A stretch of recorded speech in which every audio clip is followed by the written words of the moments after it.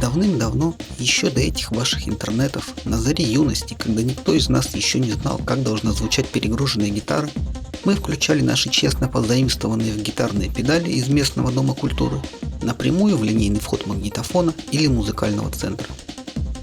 Но хорошо, что времена дисторшена в широкополоснике прошли. Или нет? Многие производители и сейчас выпускают свои бюджетные комбики с негитарными динамиками и без каких-либо хитрых фильтров на выходе. Таким образом, тот самый песочно-зудящий звук продолжает не радовать начинающих гитаристов. Отчасти исправить это поможет эмулятор кабинета или же спикер SIM. Такое устройство мы сейчас и соберем.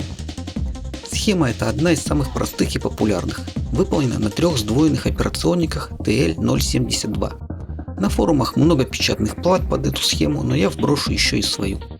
Моя плата на SMD 1206, выводные только операционники и электролит. Размер платы 60 на 25 мм. Так как схема представляет из себя полосовой и кат-фильтры, необходимо строго придерживаться номиналов, указанных на схеме. У меня из-за отсутствия и низкого допуска некоторых компонентов частота среза low-pass фильтра оказалась выше 5-6 кГц, что удалось поправить заменой конденсатора C10 на 3 нанофарада и резисторов R5 R6 на 18 кОм.